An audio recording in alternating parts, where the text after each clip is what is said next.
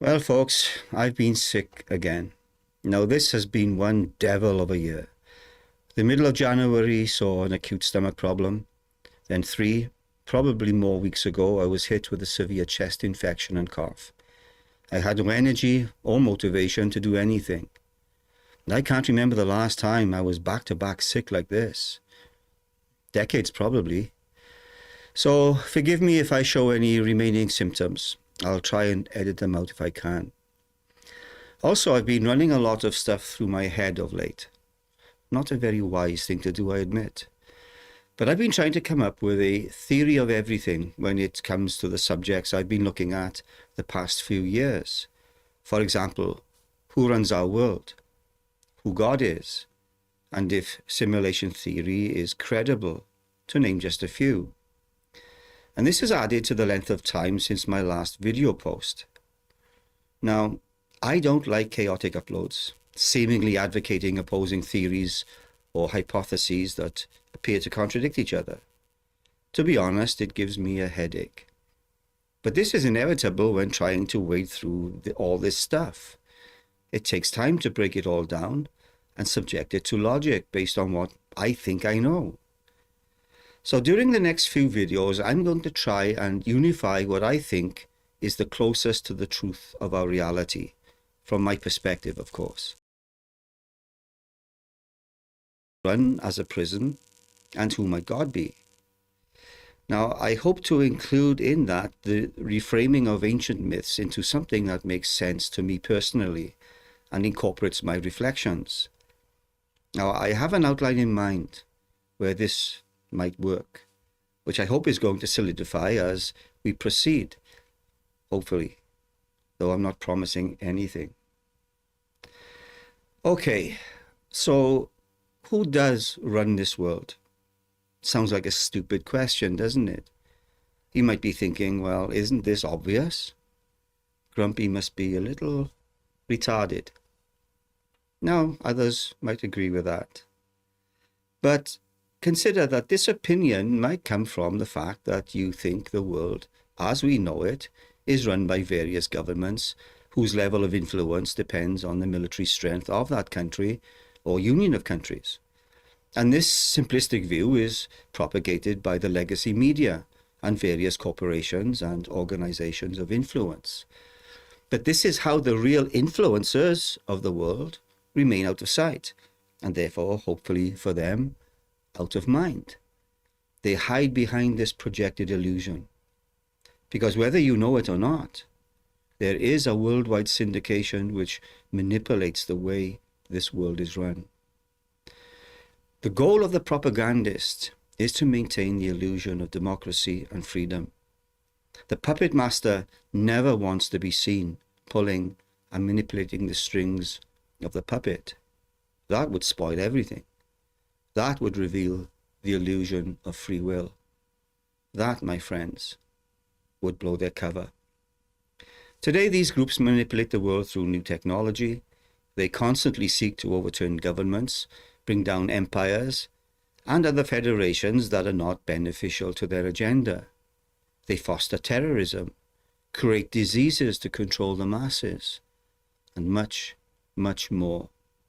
All to create a one-world government where they will more easily be able to control the world. Centralization is the name of the game. This is the globalist agenda. And of course, according to some, behind this secret cabal lies a deeper influence, an ET presence that continue to play us as a species for their own advantage. This is, for example, what the Farside Institute argues for, based on their remote viewing projects and their alleged contact with a good ET faction, who Farside says are all about free will, as opposed to the bad ETs who run this planet as a prison and are authoritarian in their ideology. All that, of course, remains to be proven, but it does seem to fall in line with what we see happening in the world, along with the various ancient myths or reimagined age-old narratives such as Gnosticism, the Genesis stories, and the Sumerian tablet accounts of creation and the flood. Now, this is a lot for many people to digest. The normies, as they are increasingly referred to, while countless others already know this to be the case, whether by intuition or by perceived facts. Whatever the reason, more and more people are waking up to the reality that we are not the controllers of our own destiny, unless we use extraordinary measures to make it so, of course. And to do that, we have to be awake and aware. So in this context of looking for the truth, it's actually futile for us to think that we can grope around in the dark, fumble our way through the maze of information and disinformation that's out there, along with manipulated facts and outright lies, being clueless and utterly without direction, and then to think that we can find the truth from that chaos. It's not that simple.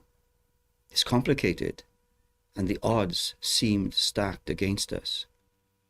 Those who are asleep are always captive to the dream state. If Courtney Brown of the Farsight Institute is to be believed, sometimes I'm a little skeptical. He can be somewhat peculiar on times. But if he is to be believed, the ETs refer to us humans as a zombie species. And I think for good reason. By understanding this situation, we are more able to work out the Cabal's agenda and who they might be. Their belief systems, their myths and secrets are important to understand if we are to find out who they are, what they do, and why they do it. The human side at least. The ETs might have a different agenda, though I suspect they are closely aligned, the human element being so easily manipulated. I mean, why wouldn't the ETs influence the elite's agenda to correspond with their own, through mind manipulation, among other things? Now, we will look at that possibility and ability more closely in a future video. But it's enough for us to understand right now that it's in that is the ET's interest, to manipulate us. What I want you to think about and realize at this moment is that ignorance is an impediment to discovering truth. Whereas some would say that ignorance is bliss. And I kind of get that outlook. But the official definition of ignorance is that it is a lack of knowledge or information. And in situations like ours, being controlled by a hostile force, that can be dangerous. However, and this is equally as important, if not more so, I think the greatest obstacle to discovery is the illusion of knowledge.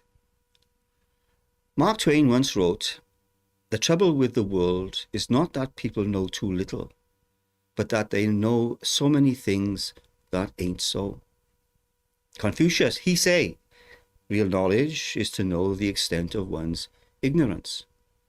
And I think this quote emphasizes self-awareness as a cornerstone of understanding.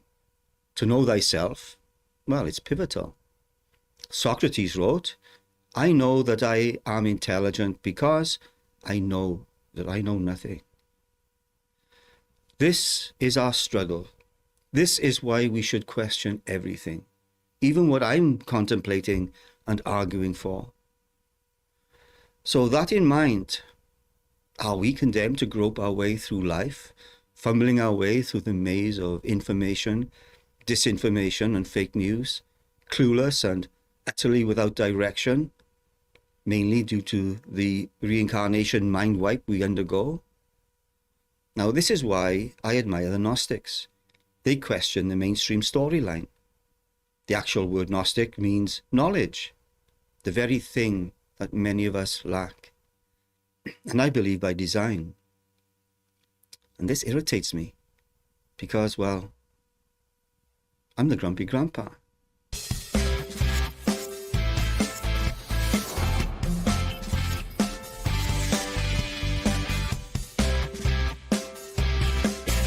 Those of us who are searching for the truth have an uphill struggle. One of the biggest hurdles we must overcome is the fact that we are all susceptible to believing fake news propaganda, and false conspiracy theories, usually promulgated by the various government agencies, among others, of course.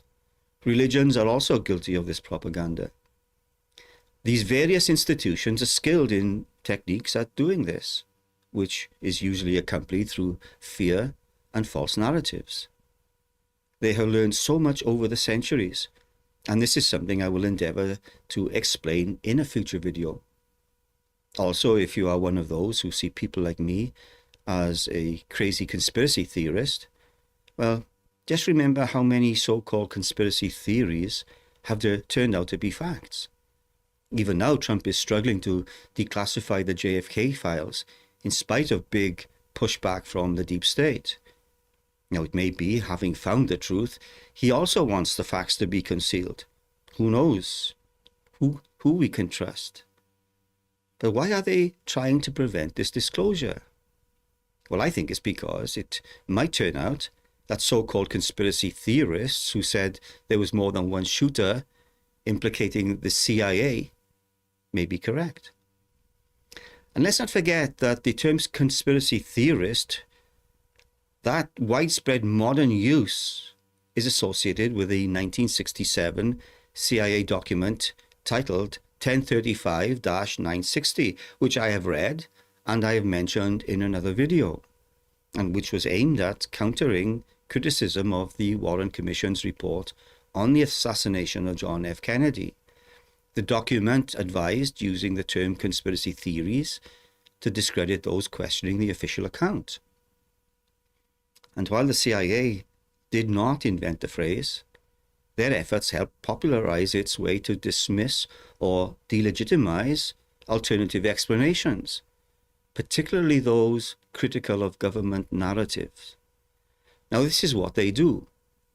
So whenever you hear that phrase, conspiracy theorist, be suspicious.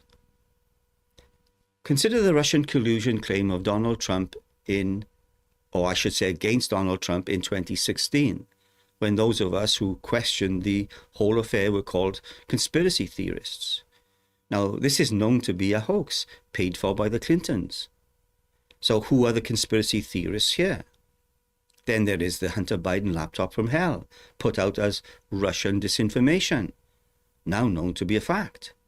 Again, we were called conspiracy theorists who said it was real. Then we were told towards the end of his presidency that Biden was as sharp as a tack, not demented, and was up to the task of the presidency. This version of Biden, intellectually, analytically, is the best Biden ever. He is sharp, intensely probing, and detail-oriented and focused. For example, we have 1,000 trillionaires in America. Billionaires in America. This is a man who is sharp, who is on top of his game, who knows what's going on. He's smart. He's on his game. His mental acuity is great. This is a very sharp president. And the people that I've talked to say he's as sharp as a tack. He's fine. They say he's sharp. There's not a problem. He was sharp. He was sharper than anyone I've spoken to. The president is sharp and he is tireless. He is sharp. As sharp as ever. And he's fine. All this right-wing propaganda that his mental acuity has declined is wrong. His brain is good. He's still great. He is sharp in meetings. I believe the people who say that behind closed doors, Joe Biden remains sharp. In meetings, Joe Biden is sharp. He's sharp, he's fit. There is nothing to these challenges, these suggestions that somehow he's not sharp. He's sharp as a tack. Remember that falsehood? In spite of what we all saw before our very eyes, now being admitted as a lie, as a cover-up, even by some Democrats. Then there is MK Ultra. Wow. The people running that experiment were inhuman psychopaths and sociopaths. Now we'll leave that for another time. Then Operation Northwood, developed and almost implemented during the hostile times of the Cold War. All parties during that time were looking for any excuse to go to war, just like today.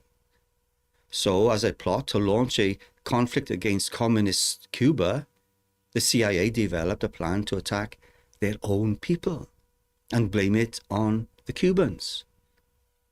Who would do that? Well, the CIA would. Real conspiracies exist. Those who are the labelers, those who project the conspiracy theorist trademark onto others, well, these are people who live in a bubble of what is mainstream media and government propaganda. They buy totally into the narrative. But thank God, corporate media is in the process of a great collapse, happening in real time here in the US. People are no longer buying their lies. The legacy media is in its death throes, flailing about in total panic. The past 4 years has been a challenge for most people. Wetiko, the Native American name for the mind virus, has been a bigger threat to humankind than the coronavirus itself, and is still spreading its ugly influence. Europe is fast dying as a credible power, manifesting a chaotic mindset, insanely clamoring for war with Russia, while the UK, also advocating for war, has descended into a kind of communism and is itself tumbling into the delusion that it's still a potent world power. Yeah, imagine that. Free speech has all but been eliminated there, while more draconian legislation is a real threat as long as Starmer and his cronies are in charge. The UK as I knew it is gone. It's fractured and may be close to a civil war between the indigenous population and the recent influx of illegal immigration. Not forgetting, of course, the inflow over the past 6 decades or so of the Islamic migration. The elites seem to favor Islam over Christianity these days, and I don't support any religion. I'm just noting the striking change taking place. Now, I first saw this happening in the 80s when chapels were being converted into mosques. I saw the writing on the wall even back then. Now, we have a reprieve here in the US under Donald Trump, where he is currently cleaning house and throwing out the garbage. And boy, did it need cleaning. But I don't believe Trump is a savior. I've said this before. All he can do is stave off the inevitable. And let's not forget that he's as human as the rest of us, having all our human deficiencies, including a narcissistic tendency, like never before. Yeah, he's difficult to listen to sometimes, but he is keeping his promises, unlike others. So I think we do stand a kind of a chance with Trump, if he is able to turn things around for the majority of Americans. But, and this is a big but, if the 7 seals of Revelation we have looked at in the past are in the process of being broken, right now we're in the midst of the breaking of the 2nd seal, which is the taking of peace from the earth. Just look around you. The next breaking of a seal, which will occur in 2028, will see a great financial crisis in the form of hyperinflation. If that occurs, and all indications are that it probably will, it might just derail Trump's efforts. Now, you'll have to see my previous videos to get the context of that, or go look at the archaics material online. And let's also remember that the hidden hand is still there, concealed in the shadows. And while they remain in place, Trump's life will constantly be in danger, and anyone like him who is a threat to the cabal and their agenda. And who knows, it might turn out that even Trump was a player. We just don't know. Stranger things have happened. So it's important to try and see who they are. We need to see them and shine a light on their shenanigans to wake up the rest of us. Now, have you ever wondered why all the secrecy in the world? Why all the cover-ups? Why the false narratives? Why the corruption of history, medicine, education, and science? Those in charge don't believe we have a right to know the truth. It's all part of keeping us ignorant. Just think about that. We should think about that the next time we fail to hold our member of Congress, our senator, or our MP to account for their actions or lack of action. Now, I occasionally write to my members of Congress to grumble and make sure my voice is heard. And if more of us did that, you can be sure they would take their roles more seriously, maybe, because they know they will be held to account, or at least give the illusion of resoluteness. The problem is, we forget our power, or are too lazy to exercise it. We let them get away with their mischiefs, with their hypocrisy, with their sleaze. This is why we see the levels of corruption we have. Though not all leaders have these dishonest tendencies, of course. There are some good ones out there, though I fear most do. To enter the darkness of politics, you have to be a certain kind of person.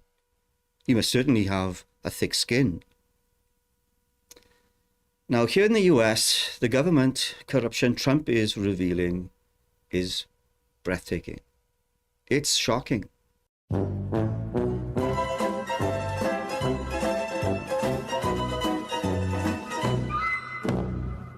What's more shocking is the way some on the left are flailing about in total panic, doing their utmost to keep all this depravity in the dark. Why? Why fight the exposure of corruption? Unless you are part of it, or unless you gain from it. Many of our Congress members here in the US are only fit for retirement homes or assisted living facilities. They are so old. Geriatrics in control, pulling the levers of power. Scary. Let me show you what I mean. As of March the 1st, 2025, a number of the members of the US Senate and House of Representatives are aged 75 or older. Now I'm going to show you a list of these senior legislators, along with their respective ages and states. And by state, I mean where they reside, and not their cognitive ability, though that's often in question too. Now let's look at the US Senate first. We have Chuck Grassley, 91, of Iowa, 91. Bernie Sanders, 83, Vermont. Mitch McConnell, 83, Kentucky. Jim Risch, 81, Idaho. Angus King, 80, Maine. Dick Durbin, 80, Illinois. Richard Blumenthal, 79, Connecticut. Ed Markey, 78, Massachusetts. Jean Shaheen, 78, New Hampshire. Peter Welch, 77, Vermont. Then there is the US House of Representatives. Grace Napolitano, 86, of California. Eleanor Holmes Norton, 86, the District of Columbia. Hal Rogers, 85, Kentucky. Bill Pascrell Jr., 86, New Jersey. Maxine Waters, 84, California. Steny Hoyer, 84, Maryland. Jim Clyburn, 83, South Carolina. Nancy Pelosi, 84, California. Danny K. Davis, 83, Illinois. John Carter, 82, Texas. Anna Eshoo, 80, California. Frederica Wilson, 80, Florida. Rosa DeLauro, 80, Connecticut. And then we have Virginia Fox, 80, North Carolina. Why are these people still in power? Is it because they love their country and constituents so much? Or is it something else? Is it the moolah? I ask you, how many of them have become millionaires since entering the corridors of power? Is it any wonder the country is in the state it is, with these geriatrics in control?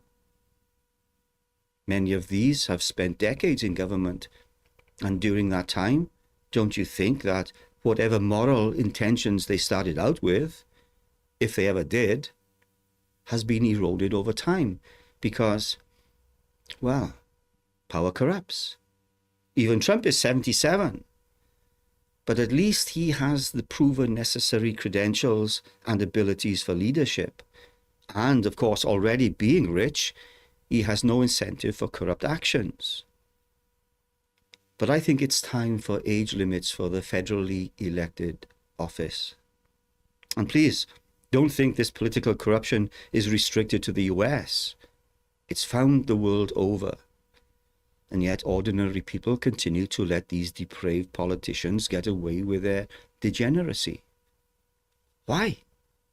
Why do we continue to allow this widespread corruption to continue unabated? Well, it's one word: perception. Perception lies at the root of the matter. We are easily manipulated. Now, view this phenomenon through the lens of Biden's approval ratings when he left office this year, 2025. Despite his appalling policies of the past 4 years, regardless of his catastrophic leadership, or more appropriately, the lack of it, 36% still approved of the way Biden handled the presidency. Even after him pardoning corrupt members of his family and crooked members of the government and government agencies. Even after that depraved act, these people think Biden was a good president. But, thank God, many more saw him as symbolic of the nation's decline. And let's not forget his own alleged corrupt actions while vice president in the Obama administration, and probably earlier, with his influence peddling.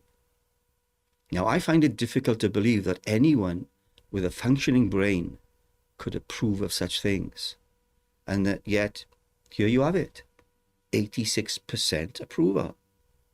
Now, these are not good numbers, but the fact that some still were befuddled enough to see him in a good light, well, it's astonishing.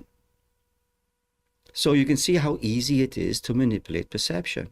And I include myself in that category. I don't let myself off the hook. I'm not afraid to face the truth. I am also easily manipulated. This is why I continue to question everything, even my own actions and motives. And when I see the manipulation in myself, I try to rein it in. Try.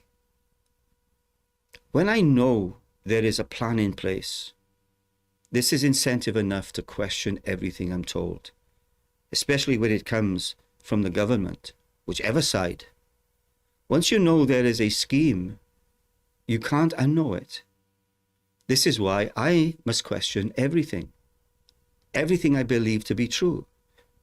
This cabal isn't just a modern phenomenon. It stretches back in time and throughout every ancient culture of note, and therefore has had every opportunity to strengthen its foundations and spread the seeds of corruption. In discovering the truth of the cabal and the question of whether they still are manipulating the people of the world, we need to open our eyes to see what's in front of us. We have plenty of scope and have some interesting places to start. Do we start with the Templars and their roots in Masonic belief? What about Adam Weishaupt and the Illuminati? And should we search the shadows for men in black? What of the Skull and Bone Society of Yale here in the US? Is it the breeding ground for future presidents? Then there are the Bilderbergers, the royal family, the Council on Foreign Relations, the Knights of Malta, Opus Dei, the Jesuits, the Priory of Sion. What about the Merovingian bloodline, the CIA, MI5, Mossad, and other secret services? The original Illuminati, the Rosicrucians, and more modern times, the World Economic Forum. Makes you shudder. There are so many places to search. All the evidence is there if we care to look. I think that some of the cult members themselves have no idea of what lies at the heart of their own secret society, since I believe that in every one of the mystery cults, there is a hierarchy of knowledge. To complicate matters, with all these secret societies, we must realize that there will be disinformation out there also, as with everything else, and the need to question remains crucial. There is so much here, I don't even know if I'm up to it. Now, I've said before that this is why I do these videos. It just helps me remember. All I know is that there is enough evidence to show that a secret cabal exists and is manipulating mankind for its own benefit. And there's also good evidence that an ET presence might be pulling the strings in the background. Now, in the next video, I will try to break this down in a general way and look more closely at some of the secret societies and their agenda. I'm not going to go into all of them, and probably not great detail. I'm not an expert, and some of you will probably know more than me. But just maybe I'll be able to place my findings within a more up-to-date and personal context. Who knows? This might turn out to be one hell of a ride. Or just the demented ravings of a grumpy old fart. Whatever. You're welcome to join me the next time, if you want, as we probe these mysteries. Until then, if I don't get sick again.